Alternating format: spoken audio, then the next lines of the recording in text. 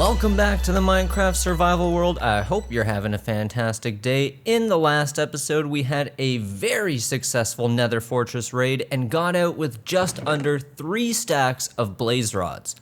Now I needed the blaze rods so that I could make potions to cure my zombie villagers, and oh my god, has it ever changed my life. I used to think, I can just farm emeralds and leather pretty easily to trade with my librarians, so the zombie discounts aren't that big of a deal. But honestly, going through the effort to cure these guys was more than worth it. Once I started buying enchanted books from my villagers for 1 emerald, getting the exact enchantments I wanted on every single piece of armor and equipment was an extremely fast and easy process. And that got me thinking about a discussion that happened in the comment section of the very first episode in this series. Eunice was explaining how they prefer to do all of their enchanting on the anvil, whereas Jedi prefers to use the enchantment table. At the time, I was also team enchantment table, but after curing my zombie villagers, I gotta say I am officially switching to team anvil. So today we're gonna break down the positives and negatives of the enchantment table and the anvil and why they're actually both really important and useful, just at different stages of the game. Before we get started though, we are so close to hitting the 50,000 subscriber mark, so if you haven't yet, it would really make my day if you subscribed. Now let's get into the video. Setting up an enchantment table with 15 bookshelves is basically a rite of passage in survival Minecraft. This table right here is where boys and girls become real men and women. The best thing about the enchantment table is that you barely need any resources to get the maximum value out of it. To craft one, you're going to need a couple diamonds and obsidian, and there are tons of ways to get both of those without mining a single block. The next thing you need is books to make the bookshelves, and that's just leather and paper, which you can get with a simple cow and sugarcane farm. The last thing you'll need is experience points. To get the best enchantments, you'll need to be at least level 30, and guess what? You don't need to find a dungeon mob spawner to build a mob EXP farm. And that's all the ingredients to get the most out of the enchantment table: diamonds, obsidian, bookshelves, and EXP. All of these things you could find and set up on your very first day of survival Minecraft, if you really wanted to.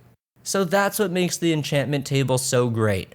It's very attainable in the early stages of survival. However, while it doesn't take a lot of in-game resources to create and use, getting the exact enchantments that you want on every single piece of armor and equipment can take a very, very long time. Let's say I want to enchant this diamond sword, for example, and the enchantments I want are sharpness 5, looting 3, and unbreaking 3. I get myself up to level 30 and head to the enchantment table. I put my sword in and see that the enchantment table will give me sharpness 3 for the level 30 enchantment. I was looking for sharpness 5 and a bunch of other stuff, so now my options are: A, I can take the level 1 enchantment, disenchant my sword, go get some more EXP, and try again, or B, I can take the sharpness 3, make another diamond sword and try to get sharpness 3 again, then combine the swords to get sharpness 4, and then make a third diamond sword and try to get sharpness 4 so that I can combine it with the first 2 swords to get sharpness 5.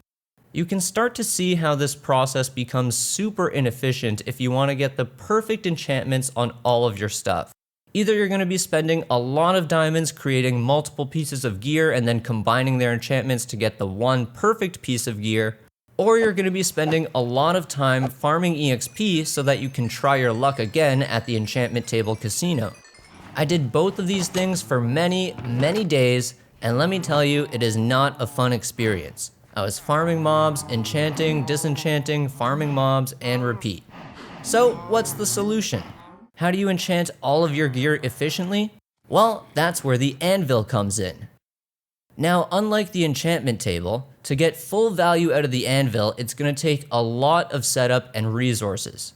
However, after you put in the time to get everything you need, the anvil absolutely blows the enchantment table out of the lukewarm ocean when it comes to using resources efficiently and saving you time. So how do you enchant stuff using the anvil?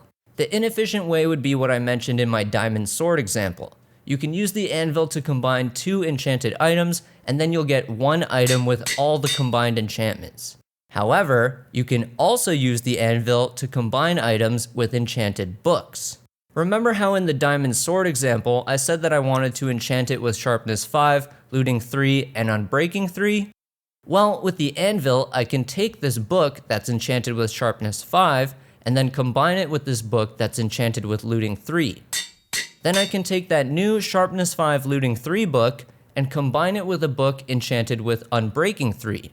Now I have 1 book with all 3 enchantments, sharpness, looting, and unbreaking.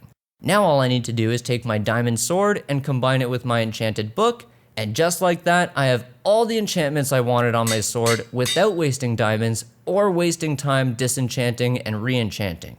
Now, combining items on the anvil does cost you levels, just like the enchantment table, but by using the anvil to get exactly what you want the first time, you'll end up spending a lot less time farming mobs for EXP.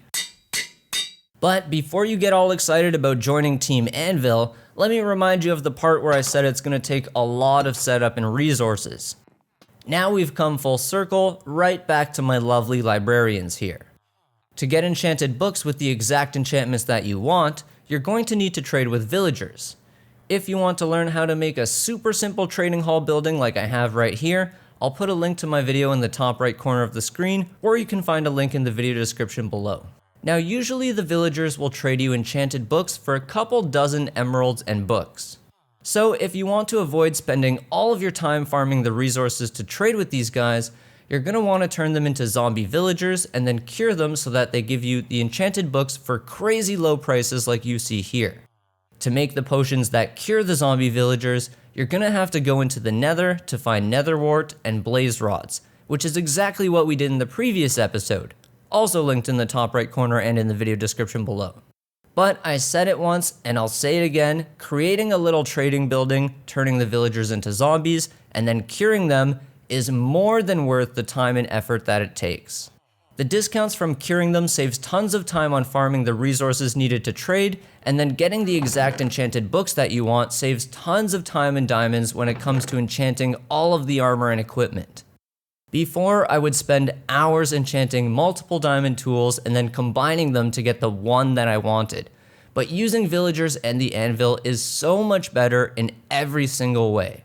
Now I'm sure you can tell, but I am ridiculously excited about the discounts you get after curing a zombie villager. So of course I went and zombified all the villagers in my bank and then cured them too. Now I've got these 4 guys that trade 1 iron for 1 emerald, and I mean we have an iron farm, so iron is literally infinite, and then I take my emeralds over to the library and buy a ton of max level enchantments for just 1 emerald or 1 book each. Life is good. But thank you so much for watching, and let me know in the comments, are you Team Anvil or Team Enchantment Table? Hopefully I was able to spread some survival Minecraft knowledge with this video, and if you enjoyed it, make sure to click that like button and subscribe if you haven't yet already. If you want to go the extra mile, I've also got a Discord server you can join, just click the link in the video description below. If you're looking for more Minecraft, click one of the videos on screen, and thanks for watching all the way until the end. Until next time, happy smashing.